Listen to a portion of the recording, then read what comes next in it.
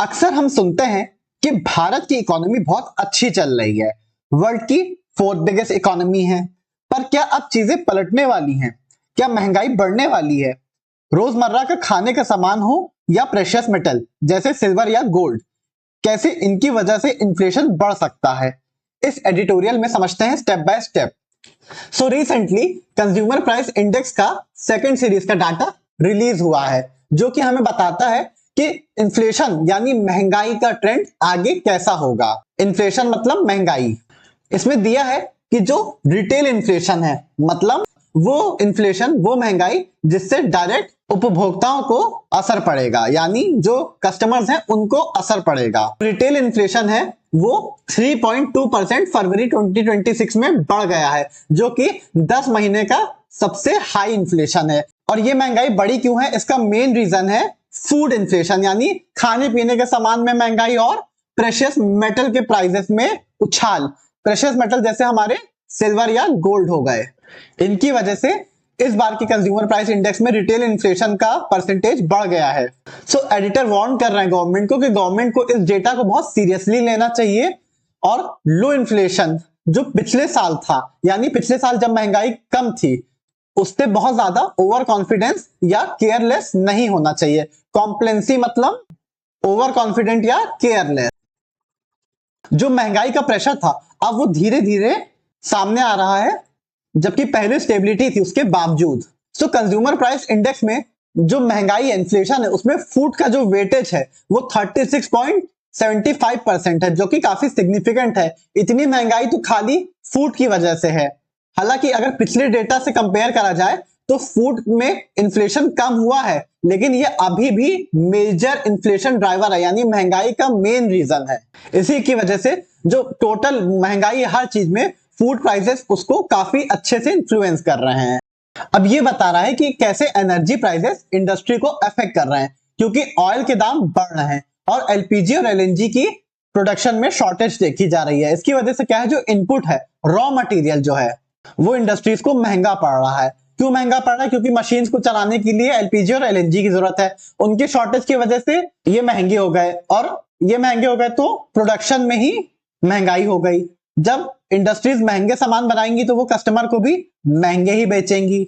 इसकी वजह से ये कंज्यूमर्स को भी अफेक्ट कर रहा है। अब आरबीआई के पास क्या चैलेंज है? तो अप्रैल में रिजर्व बैंक की मॉनेटरी पॉलिसी कमेटी को मिलना है, और इनके पास सबसे बड़ा चैलेंज क्या है कि ये इन्फ्लेशन को कैसे कंट्रोल करें। अगर ये इंटरेस्ट रेट को बढ़ाते हैं तो इससे इन्फ्लेशन कम नहीं होगा, क्योंकि ये इन्फ्लेशन जो है ये हायर डिमांड की वजह से नहीं है, ये सप्लाई की शॉर्टेज की वजह से, सप्लाई कंस्ट्रेंट मतलब सप्लाई में रुकावट की वजह से है। अभी यहाँ पे इंटरेस्ट रेट को बढ़ाने का क्या मतलब है?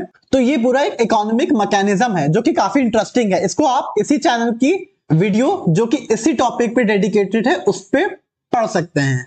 तो ये भी आरबीआई का एक तरीका है इन्फ्लेशन यानी महंगाई को रोकने का, जहां पे आरबीआई कैसे इंटरेस्ट रेट को यूज करता है महंगाई को कंट्रोल करने के लिए, हमने डिटेल में समझा है। बेसिकली शॉर्ट में बताएं तो ये होता है कि जब भी डिमांड बहुत ज्यादा होती है तो आरबीआई क्या करता है, बैंक जो आरबीआई से मनी बोरो करता है उसके इंटरेस्ट रेट बढ़ा देता है। जब इंटरेस्ट रेट बढ़ जाते हैं तो बैंक उसके बाद कस्टमर्स को लोन देता है, उसमें ज्यादा इंटरेस्ट लगा के देता है, क्योंकि बैंक को भी ज्यादा इंटरेस्ट रेट में मनी मिला है। जब कस्टमर ज्यादा इंटरेस्ट में मनी बोरो करते हैं तो कई लोग तो करते ही नहीं है इंटरेस्ट रेट देख के, और जो लोग करते हैं तो उनपे एक फाइनेंशियल बर्डन आता है। तो दोनों तरीके से, जो कस्टमर्स नहीं भी लेते फिर वो खर्चा कम करते हैं, और जो कस्टमर्स लोन लेते भी हैं उनपे भी एक फाइनेंशियल बर्डन आ जाता है इंटरेस्ट की वजह से, तो वो चीजें कम खरीदते हैं। So growth versus inflation dilemma. अगर हायर इंटरेस्ट रेट होंगे तो डिमांड रिड्यूस हो जाएगी। जैसा कि मैंने बताया, बैंक इंटरेस्ट रेट बढ़ा देगा तो लोग कम बोरो करेंगे लोन, और डिमांड कम हो जाएगी, खर्चा ही नहीं करेंगे। हालांकि ये तब असरदार होता है जब डिमांड ज्यादा हो और प्रोडक्शन कम हो, तो इंटरेस्ट रेट बढ़ाने से डिमांड कम होती है और महंगाई कम होती है, क्योंकि जब हर किसी चीज की डिमांड कम होगी तो उसकी कॉस्ट भी कम हो जाएगी। लेकिन ये वाली जो प्रॉब्लम है ये डिमांड ड्रिवन प्रॉब्लम नहीं है, ये सप्लाई ड्रिवन इन्फ्लेशन है, जो सप्लाई ही नहीं हो पा रही है। डिमांड तो वही है, डिमांड बढ़ी नहीं है, सप्लाई कम हो गई है। तो ये कुछ हद तक तो रिड्यूस हो जाएगी इंटरेस्ट रेट बढ़ाने से, पर अगर हम इंटरेस्ट रेट बढ़ाएंगे तो हाउसिंग लोन भी महंगे हो जाएंगे। सपोज टमाटर महंगे हो गए तो टमाटर को सस्ता करने के लिए अगर बैंक इंटरेस्ट बढ़ाएगा तो हाउसिंग भी महंगी हो जाएगी, ऑटोमोबाइल भी महंगी हो जाएंगी, जो इनके लिए लोग लोन लेते हैं कार खरीदने के लिए, घर खरीदने के लिए। तो ये पूरी इकोनॉमी को असर करेगा। तो इन्फ्लेशन को कंट्रोल करेंगे तो ग्रोथ पे असर पड़ेगा, यानी लोग खरीदेंगे नहीं, पूरे सारी सेक्टर एक साथ अफेक्टेड होंगे, तो भी इकोनॉमी के लिए डाउनफॉल की बात हो जाएगी। तो ग्रोथ वर्सेस इन्फ्लेशन का ये एक प्रॉब्लम हो गया है सप्लाई ड्रिवन इन्फ्लेशन की वजह से। एग्रेसिव रेट हाइक्स में स्लो डाउन इकोनॉमी, ये बहुत इंटरेस्टिंग टॉपिक है, आप इसको जरूर पढ़िएगा बाद में। अब इन्फ्लेशन कंट्रोल करने की रिस्पॉन्सिबिलिटी गवर्नमेंट की है, क्योंकि आरबीआई इंटरेस्ट रेट बढ़ा घटा के तो एक लिमिट तक ही कर सकता है। गवर्नमेंट को जो है अल्टरनेटिव फ्यूल सोर्सेस को तुरंत से ढूंढना चाहिए। एक्सपीडाइट मतलब स्पीड अप। एनर्जी डाइवर्सिफिकेशन है, यानी अलग अलग जगहों से अगर हम अपने एनर्जी सोर्सेस को प्रोक्योर करें तो ये इन्फ्लेशन प्रेशर रिड्यूस करने का, यानी महंगाई के प्रेशर को रिड्यूस करने पे हेल्प कर सकती है। सो कंक्लूजन यही है, इन्फ्लेशन का रिस्क जो है, महंगाई का रिस्क अभी फिर से बढ़ रहा है।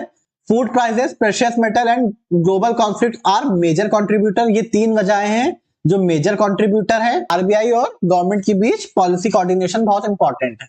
सो ये कुछ वोकैबुलरी है जो एडिटोरियल में यूज हुई है। कंज्यूमर प्राइस इंडेक्स मतलब a measure of inflation based on price of goods consumer buy, यानी इन्फ्लेशन का मेजर करना उन सामानों पे जो कस्टमर्स खरीदते हैं। रिटेल इन्फ्लेशन मतलब वो महंगाई जो डायरेक्ट कस्टमर्स फेस करते हैं।